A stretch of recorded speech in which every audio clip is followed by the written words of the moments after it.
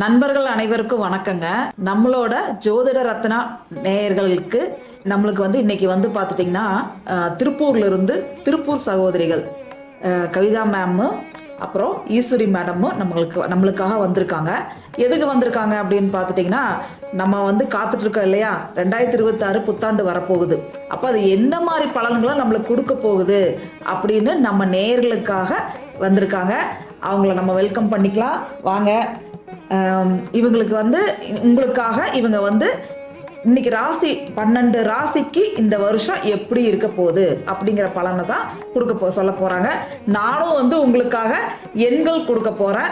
இந்த வருஷம் பூரா நான் சொல்ற எண்களை பயன்படுத்தினீங்கன்னா கண்டிப்பாக இது பயன்படுத்தவே என்ன தடைகள் வந்தாலும் அதுல இருந்து மீண்டு வந்துடலாம். இப்போ மேஷ ராசிக்கு இந்த வருடம் 2026 எப்படி இருக்க போகுதுன்னு சொல்லுவாங்க. மேம் சொல்லுவாங்க. அனைவருக்கும் வணக்கம். ஜோதிட ரத்னா யூடியூப் சேனல் நேயர்கள் அனைவருக்கும் எங்களது வாழ்த்துக்களை தெரிவித்துக் கொள்கிறோம். நாங்கள் திருப்பூர் சகோதரிகள் திருப்பூர்லேருந்து வந்திருக்கோம். அதாவது இந்த 2026 ஒவ்வொரு ராசிகளுக்கும் என்னென்ன பலனை கொடுக்க போகிறாங்க அப்படிங்கிறத பற்றி நம்ம இன்னைக்கு வீடியோ பார்க்கலாம். நன்றி. ஜோதிட ரத்னா யூடியூப் சேனல் நேயர்கள் அனைவருக்கும் என்னுடைய பணிவான வணக்கங்கள். நான் உங்கள் ஜோதிடர் ஸ்ரீமதி கவிதா சக்திவேல், திருப்பூர் மாவட்டம். திருப்பூர் சகோதரிகள்ங்கிற பேரில் கருத்தரங்கம் போட்டுக்கிட்டு இருக்கோம். வகுப்புகள் போய்கிட்டு இருக்கு.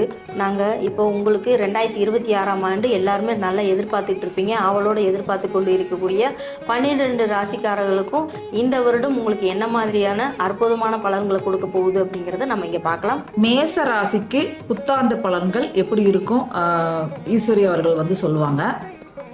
அனைவருக்கும் வணக்கங்க. நான் திருப்பூர்லேருந்து பிரசன்ன ஜோதிடர் ஈஸ்வரி ராஜுங்க.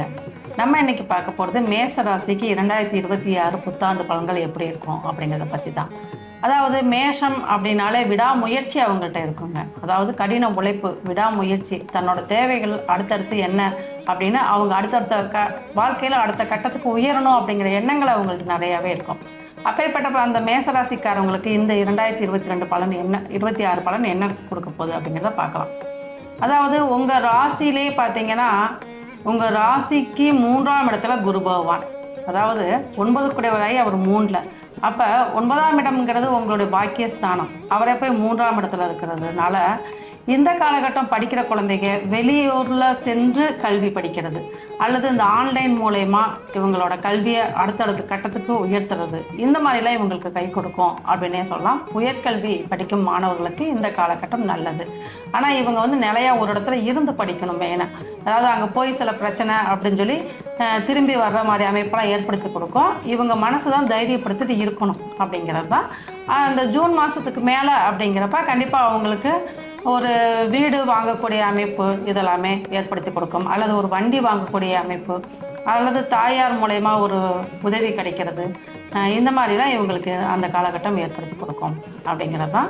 அதே போல் 12ஆம் இடத்துல இருக்க சனி பகவான் உங்களுக்கு விரயங்களை கொடுப்பாரு அப்படின்னு சொல்லுவீங்க. விரயம் அப்படின்னாலே இதை நீங்கள் குரு பார்வையில் அது சுப விரயமாக மாற்றிக்கலாம்.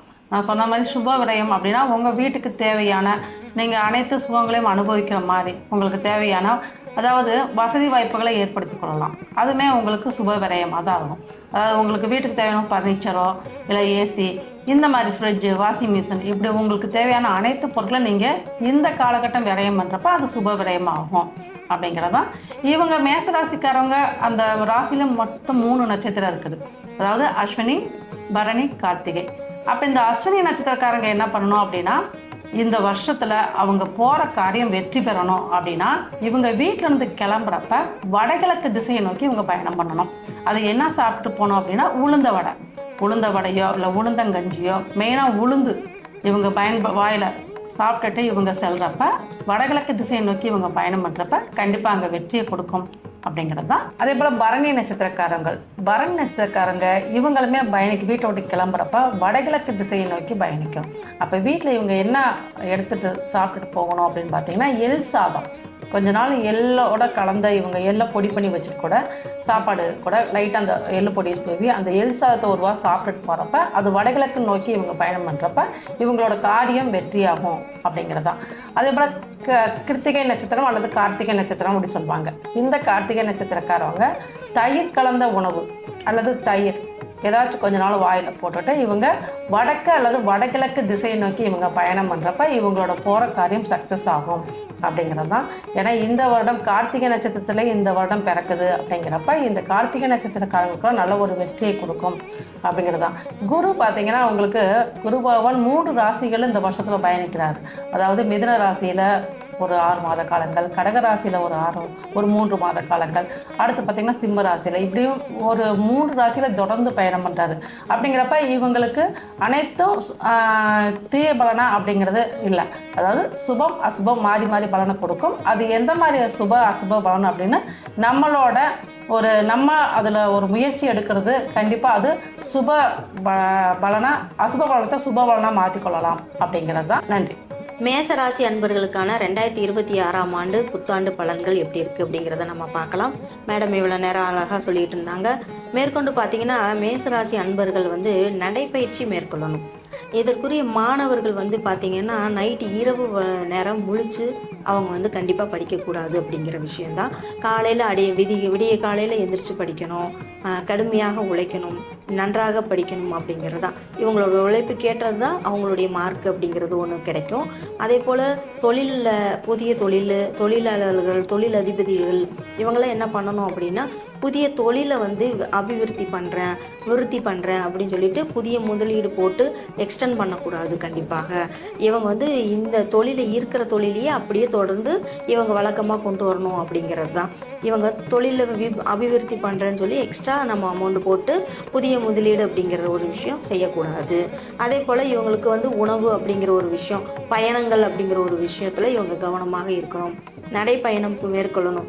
தினமும் காலையில் இவங்க வந்து 12 வந்து சனி பகவான் இருக்கிறதுனால காலபுருஷனுக்கும் 12ஆம் இடம், இவங்களுக்கும் அது 12ஆம் இடம் தான். அங்கே சனி பகவான் இருக்கிறதுனால கண்டிப்பாக இவங்க நடைப்பயிற்சி அப்படிங்கிற ஒரு விஷயம் கட்டாயம் செய்யணும். தினமும் அரை மணி நேரம் அல்லது 1 மணி நேரமாவது காலில் செருப்பு போடாமல் இவங்க நடைப்பயணம் மேற்கொள்வதே ஒரு சரியான பரிகாரமாக இவங்களுக்கு அமைந்துவிடும். இவங்க இதை தொடர்ந்து இவங்க செய்யும்போது கண்டிப்பாக சனி பகவானோட தாக்கத்தை இவங்க குறைத்து கொள்ளலாம். மேலும் பார்த்திங்கன்னா குரு பகவானால் இவங்களுக்கு சுப விரயங்கள் ஆகக்கூடும். குழந்தைகள் மூலமாக ஒரு மகிழ்ச்சி கிடைக்கும்.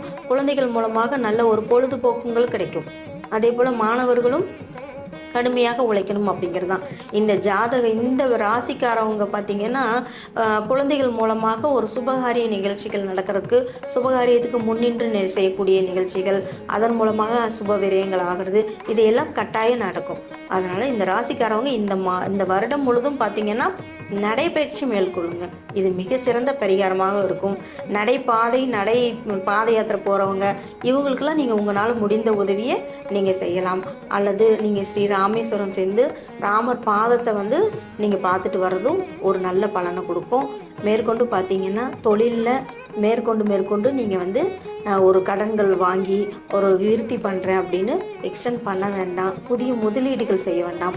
இருக்கிற ஆர்டர்களில் எப்படி வந்து கரெக்டாக முடிக்க முடியும் அப்படிங்கிற ஒரு ஷெட்யூல் போட்டு பிளானிங் அண்ட் எக்ஸிக்யூஷன் வந்து கரெக்டாக பண்ணுங்கள். கண்டிப்பாக இந்த வருடம் உங்களுக்கு அற்புதமாக வருடமாக அமையும். நன்றி. மேச ராசிக்கு வந்து பார்த்துட்டிங்கன்னா புதிய முதலீடுகள் வேண்டான்னு சகோதரி சொன்னாங்க. ரொம்ப 2 பேருமே ரொம்ப அற்புதமாக பலன் சொன்னாங்க. நான் வந்து பார்த்துட்டிங்கன்னா உங்களுக்கு என்ன சொல்ல போகிறேன் அப்படின்னா எண்களில் வந்து நீங்கள் எந்த எண்களை இந்த வருடம் பூரா நீங்கள் ஆக்டிவேட் பண்ணலாம் அதைத்தான் நம்ம இன்றைக்கி நான் சொல்கிறேன்.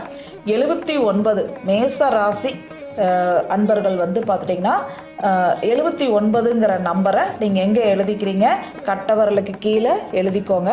அதே மாதிரி இவங்க என்ன சொன்னாங்க, தொழிலை முதலீடு பண்ண வேண்டாம், இருக்கிறத வச்சு பண்ணுங்கன்னு சொன்னாங்க. அப்போ நீங்கள் என்ன பண்ணுறீங்க, சூரியனோட குறியீடு டெய்லி இங்கே எழுதிக்கோங்க. சரிங்களா? 79ங்கிற நம்பரை இங்கே எழுதிக்கோங்க. சூரியனோட குறியீடு இங்கே எழுதிக்கோங்க. நிலையான வளர்ச்சி, நிலையான வருமானம் நிச்சயமாக உங்களுக்கு உண்டு. எல்லாமே உங்களுக்கு ஒரு ஏற்றத்தையும் ஒரு முன்னேற்றத்தையும் கண்டிப்பாக கொடுக்கும். எந்த தடைகள் வந்தாலும் நம்மளால் கண்டிப்பாக ஜெயிக்க முடியும். அதனால் யாரும் கவலைப்பட வேண்டாம். அதாவது சகோதரிகள் சொன்ன பரிகாரங்களும் கண்டிப்பாக பண்ணுங்கள். கண்டிப்பாக நீங்கள் எல்லா தடைகள்லேருந்து நீங்கள் மீண்டு வந்துடலாம். வரலாம். அதாவது சவால்கள் வந்தாதான் அடுத்தடுத்து நம்ம ஜெயிக்க முடியும். சரிங்களா? எதுவுமே சவாலே இல்லைன்னா வாழ்க்கையே போர் அடிக்கும். அதனால் நம்ம இன்னைக்கு ஒரு குறிக்கோளை வச்சுட்டு நம்ம ஓடிட்டே இருக்கணும். அதனால் மேசராசி அன்பர்களுக்கு இந்த புத்தாண்டு உங்களுக்கு வந்து நல்ல இந்த ஆண்டு சிறப்பான ஆண்டாக, உங்களுக்கு ஒரு மகிழ்ச்சிகரமான ஆண்டாக அமைய என்னுடைய மனமார்ந்த வாழ்த்துக்கள்.